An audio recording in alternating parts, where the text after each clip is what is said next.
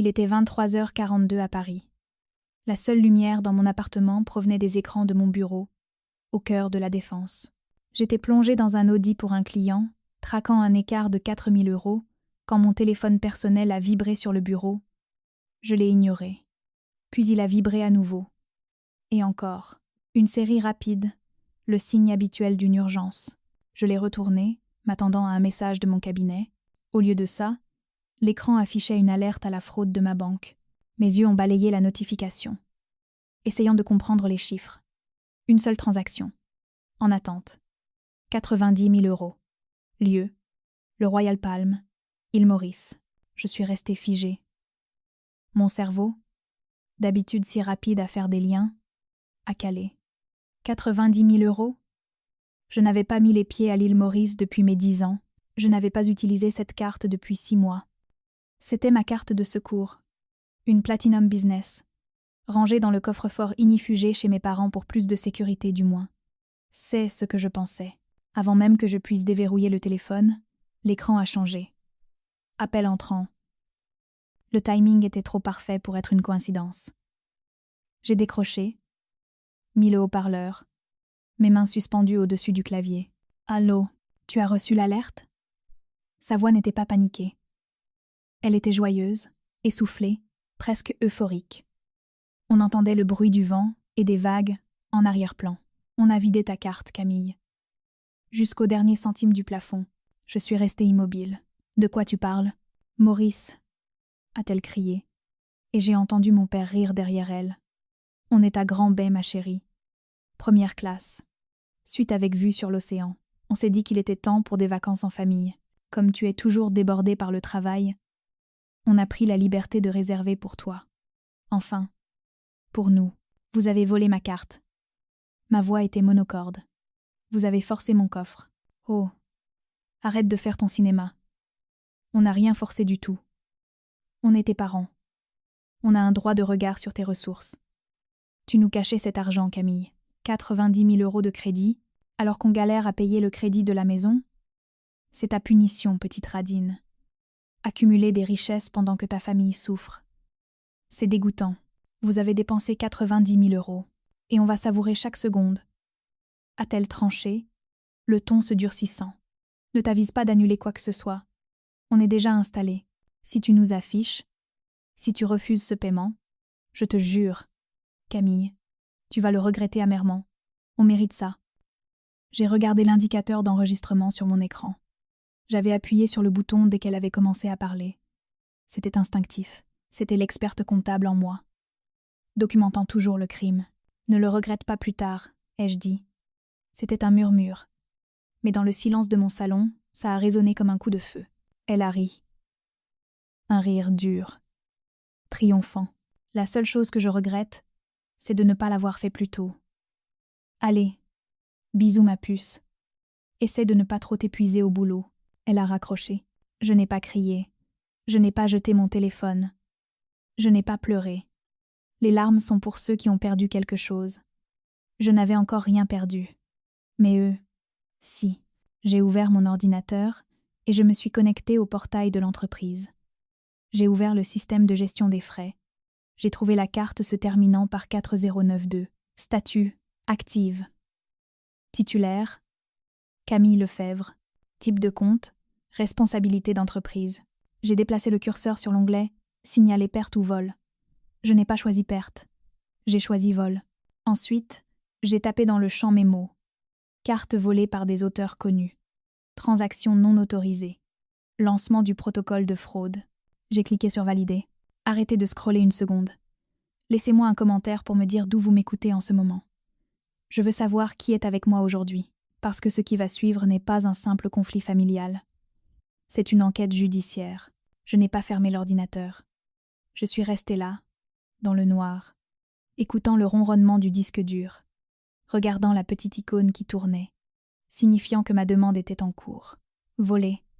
C'était un mot propre, définitif. Ça n'avait pas les contours flous d'une dispute de famille ou d'un malentendu. C'était une définition légale. Et pour la première fois, en 28 ans, j'appliquais la loi à mon propre sang.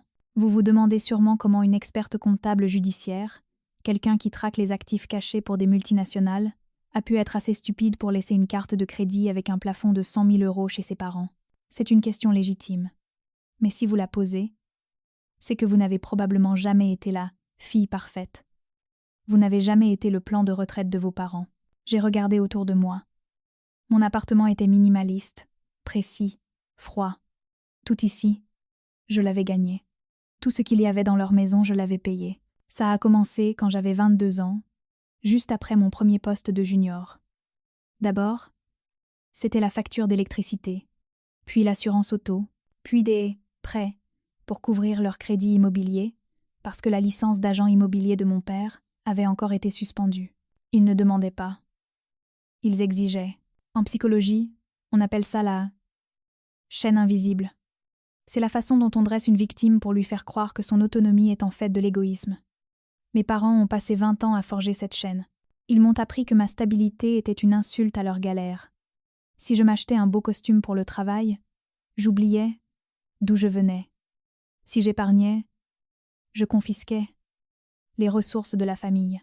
Ils m'ont appris que l'amour n'était pas un sentiment, mais une taxe que je devais payer pour avoir le droit d'exister à leur côté.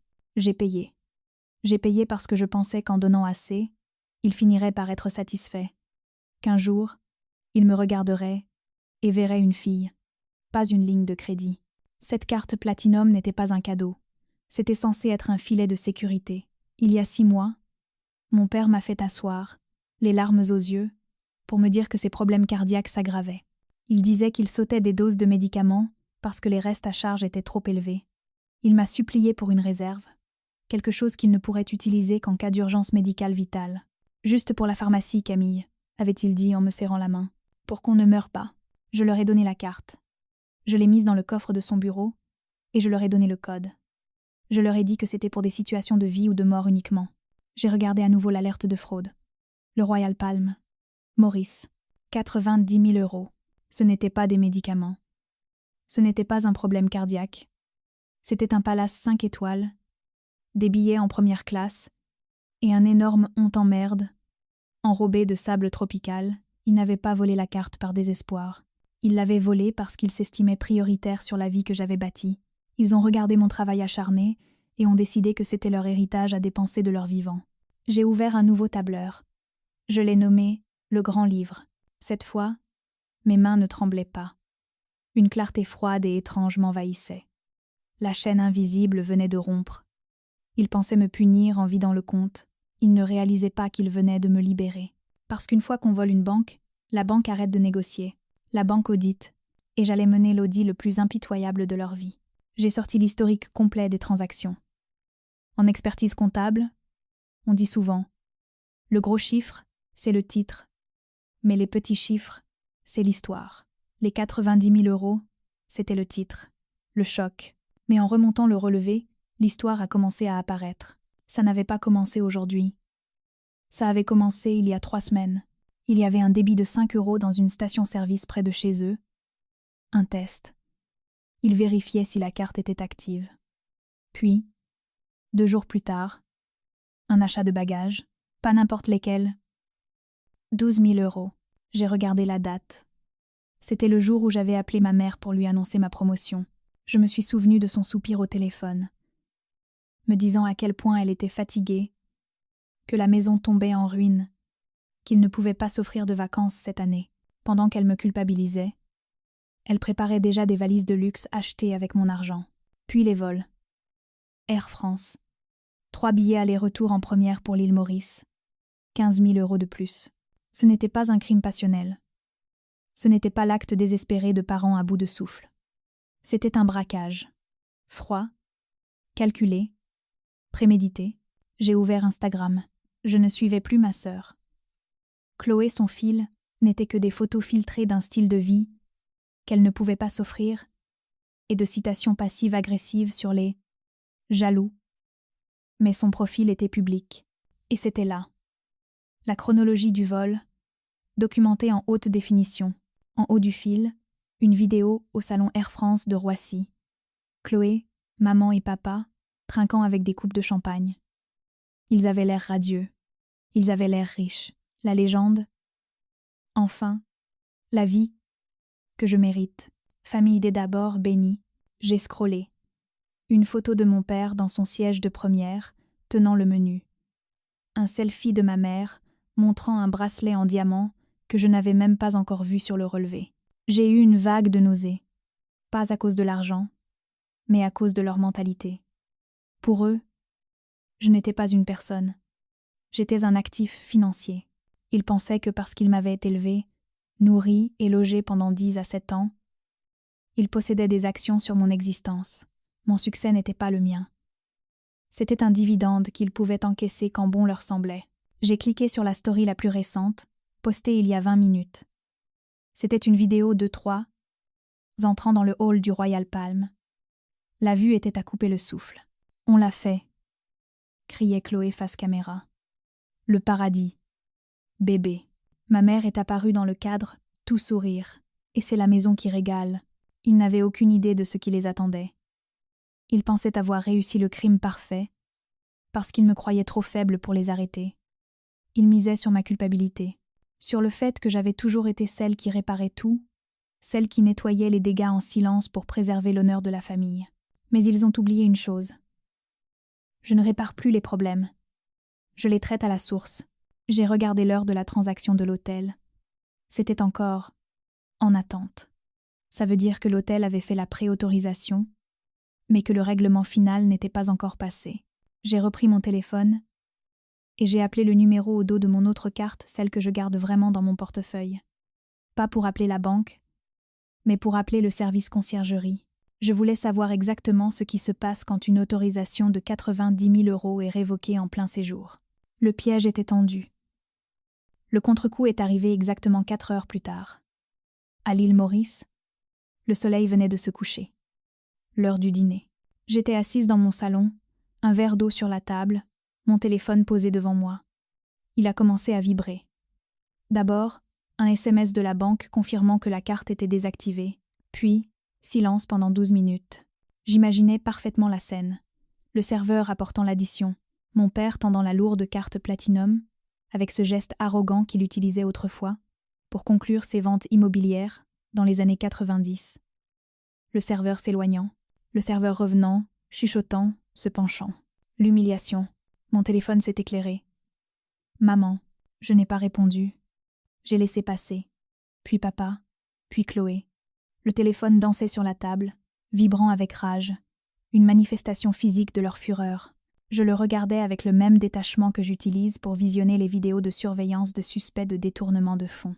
Finalement, les vibrations ont cessé. L'icône du répondeur est apparue. J'ai appuyé sur lecture. Camille. La voix de ma mère n'était plus euphorique. C'était un cri, déformé par la mauvaise réception et une colère pure. Espèce de petite sorcière. Tu sais ce que tu viens de faire? On est au restaurant. Le directeur est venu à notre table. La carte a été refusée. Refusée. Devant tout le monde. Il y a eu un bruit de lutte. Puis, la voix de mon père a tonné dans le haut-parleur. Règle ça. Tout de suite. Tu appelles la banque et tu leur dis que c'est une erreur. On a une note de 1 500 € sur la table et ils menacent d'appeler la police. Tu fais honte à cette famille. J'ai écouté le message une 2e fois, puis une 3e. Dans mon métier, on apprend à écouter ce que les gens ne disent pas. Ils n'ont pas dit « On est désolé ». Ils n'ont pas dit « On n'aurait pas dû prendre l'argent ». Ils n'ont même pas demandé pourquoi la carte avait été refusée. Ils ont supposé que c'était un bug. Ou pire, un acte de rébellion qu'ils devaient écraser. C'est la définition même du narcissisme. Pour eux, les autres ne sont pas des êtres humains avec des droits. Nous sommes des appareils électroménagers, des sources d'approvisionnement, argent, attention, statut. Quand un grille-pain arrête de griller, on ne s'excuse pas auprès du grille-pain. On tape dessus, on le secoue, on lui hurle dessus jusqu'à ce qu'il remarche. C'est ce qu'ils vivaient. Pas de la culpabilité, mais une blessure narcissique. Leur source avait été coupée, et leur fausse réalité, celle où ils étaient des voyageurs riches et prospères, s'était brisée. La honte de la carte refusée n'était pas un signal d'alarme pour eux. C'était une insulte personnelle. J'ai écouté le message suivant. C'était Chloé. Elle pleurait, mais c'était des larmes de rage. Je n'arrive pas à croire que tu aies gâché mon contenu. J'avais promis une visite de la suite à mes abonnés. Ils nous ont bloqué l'accès à la chambre, Camille. Les badges ne marchent plus. La sécurité est devant nos valises dans le hall. Tu dois nous virer de l'argent. Maintenant. Tu es tellement égoïste. Tu gâches tout. Égoïste est. Le mot flottait dans l'air. Pendant des années, ce mot avait été ma laisse. Chaque fois que j'essayais d'épargner pour un appartement, j'étais égoïste. Chaque fois que je ne décrochais pas pendant une réunion, j'étais égoïste. Ils avaient transformé ce mot en arme pour piller ma vie. Mais ce soir, le mot n'avait plus aucun pouvoir. C'était juste du bruit. Le lendemain matin, je me suis préparée. J'ai mis mon tailleur gris anthracite, celui que je porte pour les dépositions. Mon armure. Je me suis rendue au siège de mon cabinet. Normalement, je vais au 34e étage, à mon bureau, dans mon petit monde de tableur. Aujourd'hui, je suis allée au 42e, direction de la conformité et des risques. Je me suis assise dans la salle d'attente. C'était plus calme ici. La moquette était plus épaisse.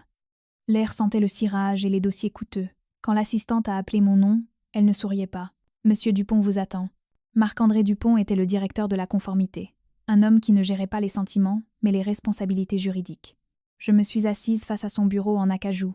Entre nous, le relevé des transactions. Les 90 000 €. « Camille » a-t-il dit d'une voix neutre. « Vous savez pourquoi nous sommes là. Je sais. Cette carte, il a tapoté le papier, est une carte d'entreprise. Elle est à votre nom, mais la responsabilité finale incombe au cabinet. Elle est destinée aux frais clients et au développement. Elle n'est pas faite pour... » Il a marqué une pause, regardant l'entrée du Royal Palm. Des vacances en famille. C'était le détail que mes parents avaient raté. La mine sur laquelle ils avaient marché en fêtant leur propre génie. Ils pensaient que c'était une affaire de famille qui se réglerait par des cris ou des textos bizarres. Ils pensaient que le pire scénario, c'était que je sois en colère. Ils n'avaient pas réalisé qu'ils venaient de voler une multinationale cotée en bourse. « Je dois être très clair avec vous », a dit Dupont en se penchant. « Avez-vous autorisé ces dépenses ? Avez-vous donné accès à cette carte avec l'intention de rembourser le cabinet plus tard ?» Le silence s'est installé. C'était le carrefour. Si je disais oui, si j'essayais de les couvrir, si je prétendais que c'était un malentendu, je serais licenciée sur le champ. Je perdrais mon titre d'experte comptable. Je serais probablement poursuivie en justice. Je détruirais ma vie pour sauver la leur. Si je disais non, j'ai sorti mon téléphone de mon sac. Je n'ai pas autorisé ces dépenses, ai-je dit. La carte était conservée dans un coffre chez mes parents uniquement pour des cas de force majeure médicale. Elle a été soustraite sans mon consentement. En avez-vous la preuve ? J'ai une confession. J'ai posé le téléphone sur le bureau et j'ai appuyé sur lecture. L'enregistrement de l'autre soir a rempli la pièce. La voix de ma mère, perçante et hilare. On a vidé ta carte. C'est ta punition. Ne le regrette pas plus tard. Dupont a écouté. Il n'a pas scié. Quand l'enregistrement s'est fini, il s'est redressé. Son expression est passée de celle d'un inquisiteur à celle d'un procureur. Ça, a-t-il dit, c'est une admission d'intention criminelle. Il a fait glisser un document vers moi. Une seule page. Attestation d'utilisation frauduleuse et non autorisée. Si vous signez ça, le cabinet prend le relais. Nous déposons plainte.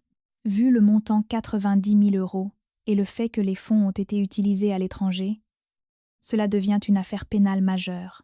Escroquerie en bande organisée. Usurpation d'identité et vol aggravé. Il m'a regardé dans les yeux. Une fois que vous signez, Camille, on ne fait pas marche arrière. Le cabinet ne retire jamais ses plaintes, sous prétexte que les auteurs sont des proches. Nous poursuivons jusqu'au bout pour récupérer nos actifs. Êtes-vous prête ? J'ai regardé le stylo. Un Mont Blanc noir, lourd, j'ai pensé aux années d'insultes, à la petite radine, à la façon dont il me regardait, comme un distributeur automatique en panne. J'ai pensé à eux, à Maurice, en train de hurler sur un concierge. Il voulait me donner une leçon sur les obligations familiales. J'allais leur donner une leçon sur le droit pénal. J'ai pris le stylo. L'encre coulait avec fluidité, noire et permanente. J'ai signé. C'est fait, ai-je dit. Dupont a récupéré le papier. Il ne m'a pas offert de sympathie, mais de l'efficacité. Nous contactons les autorités compétentes et Interpol pour la coordination avec la police locale. Nous gérons la suite. Je suis sortie du bureau. Je me sentais légère. Je n'avais pas seulement signé un formulaire. J'avais signé un transfert de pouvoir. Je n'étais plus la fille. Je n'étais plus la victime. J'étais le témoin principal, et la machine judiciaire se réveillait. Il leur a fallu 3 jours pour rentrer. 3 jours à vider leur propre carte personnelle au plafond déjà atteint pour acheter des billets de retour en classe éco. 3 jours à ruminer pendant une escale interminable. Quand ils sont enfin arrivés devant mon appartement, ils n'ont pas appelé depuis l'interphone. Ils ont suivi un voisin pour entrer dans l'immeuble. Ils contournaient les protocoles, comme toujours. J'attendais. Les coups contre ma porte n'étaient pas des tocs. C'était une agression. Le cadre de la porte tremblait. J'entendais mon père hurler mon nom, sa voix rauque de fatigue et de rage. J'ai regardé par l'œilleton. Il ressemblait à des rescapés de naufrage brûlés par le soleil, décoiffés, irradiant un sentiment d'injustice presque impressionnant. J'ai ouvert la porte, mais j'ai laissé la chaîne de sécurité. Une barrière d'acier pour correspondre à la barrière émotionnelle que j'avais enfin bâtie. « Ouvre cette porte !» a rugi mon père en frappant le bois du plat de la main. « Tu as une idée de ce que tu nous as fait subir ? On a dû dormir dans l'aéroport. L'hôtel a menacé de nous faire arrêter. Tu vas régler ça, Camille. Tout de suite. Tu vas nous faire un chèque pour couvrir les frais de voyage, et après, tu vas t'excuser auprès de ta mère. » Ma mère a plaqué son visage contre l'entrebâillement. Ses yeux étaient injectés de sang. Petite ingrate. On t'a élevée. On a tout sacrifié pour toi. Et c'est comme ça que tu nous remercies ? En nous abandonnant comme des chiens à l'autre bout du monde, je les ai regardés. Vraiment regardés. Pendant des années, je les avais vus comme des géants. Puissants, effrayants, inévitables. Mais là, dans le couloir, hurlant devant une porte enchaînée, ils avaient l'air petits, ils avaient l'air de minables. « Je ne vous ai pas abandonné », ai-je dit calmement. « C'est le service des fraudes qui l'a fait. »« Ce n'était pas une fraude », a crié Chloé derrière eux. « C'était la famille. Tu nous as donné le code. » C'est là que l'illusion de pouvoir se heurte à la réalité de la loi. Dans les familles toxiques, ils croient que l'ADN leur confère une immunité diplomatique contre le code pénal. Ils pensent que parce qu'ils sont mes parents, ils peuvent me dépouiller et que la pire conséquence sera un Noël un peu tendu. Ils ne comprennent pas que le reste du monde fonctionne différemment. « Écoutez-moi bien », ai-je dit. Ce n'est plus une dispute de famille. En prenant cette carte, vous n'avez pas seulement volé votre fille, vous avez volé une institution financière internationale. Je m'en fous de qui possède la carte, a crié mon père. Tu nous as autorisés. Non, je ne l'ai pas fait. Et cette nuance est capitale. On appelle ça l'escroquerie et l'abus de confiance aggravé. Ma mère a ricané. Arrête de nous parler comme une avocate. Ouvre cette porte. J'essaie de vous expliquer votre nouvelle réalité, maman. Vous avez utilisé des moyens de paiement d'entreprise pour un montant supérieur à 50 000 €. Le cabinet a déposé plainte. La justice s'en moque que tu m'aies allaitée. Il s'en moque des cours de danse que vous m'avez payés en 1998. Ils ne regardent que les comptes. Et pour eux, vous êtes des criminels. Tu n'oserais pas, a ricané mon père.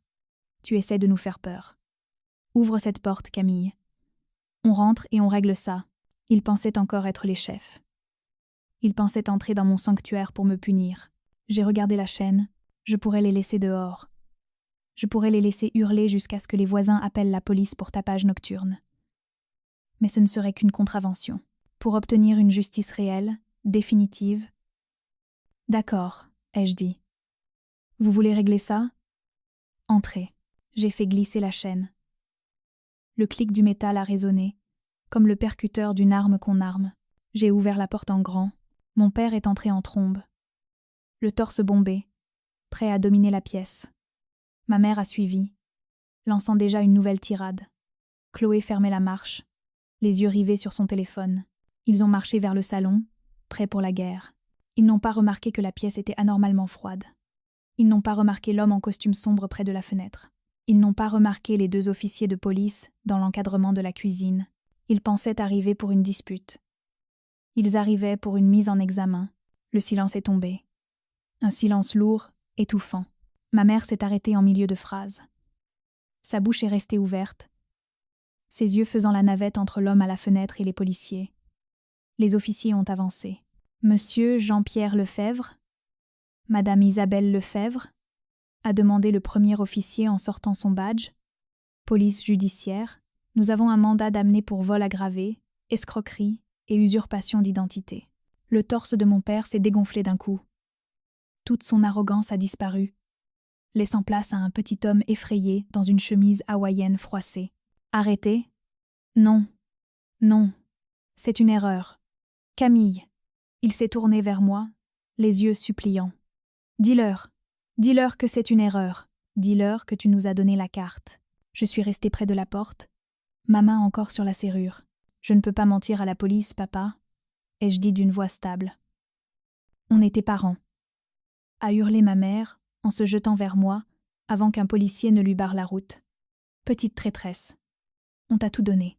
Et après, vous avez essayé de tout me prendre, ai-je répondu.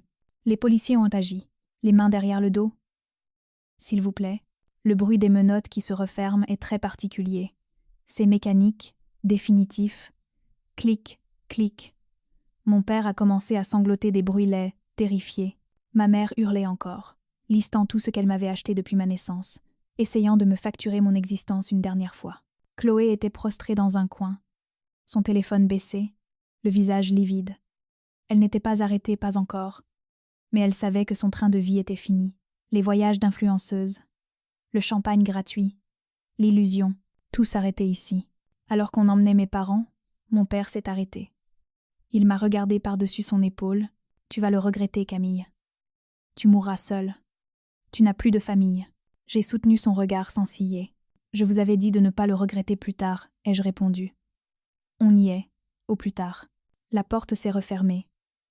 J'ai entendu l'ascenseur arriver. Et puis, le silence. Un vrai silence. Pas celui, tendu, d'une maison qui attend une dispute, mais le silence profond et pur d'un espace enfin nettoyé. Je me suis tournée vers Marc-André Dupont, qui était resté près de la fenêtre. Il a hoché la tête. « Nous aurons besoin de votre déposition officielle demain au cabinet. Mais pour l'instant, le compte est clos. »« Merci, » ai-je dit. Il est parti. J'étais seule. Les mois suivants ont été un tourbillon de procédures. La justice est une machine lente qui broie tout.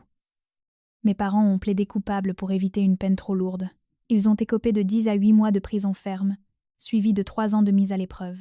Ils ont tout perdu. Leur maison, leur réputation, leur licence professionnelle. La carrière de Chloé s'est effondrée dès que les photos d'identité judiciaire ont fuité dans la presse locale. Elle est partie vivre chez une tante à l'autre bout de la France. Et moi, je suis sur mon balcon en ce moment. C'est l'automne à Paris.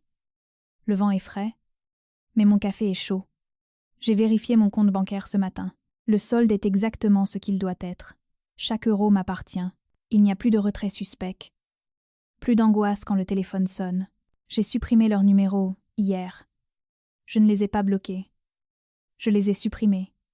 Bloquer signifie qu'on est encore dans le combat. Supprimer signifie qu'ils n'existent plus dans votre répertoire. Ils voulaient que je paie le prix de leur train de vie. Certains diront que j'ai été froide. D'autres que j'aurais dû payer la note et passer à autre chose. Mais ces gens-là n'ont jamais été la banque. Ils n'ont jamais été ceux dont la valeur n'est mesurée qu'en plafond de crédit. J'ai pris une gorgée de café. La ville était magnifique vue d'ici. Propre, ordonnée. À moi. Avez-vous déjà dû choisir entre vous protéger et protéger votre famille ? Racontez-moi votre histoire en commentaire. Et n'oubliez pas de vous abonner pour d'autres récits de justice.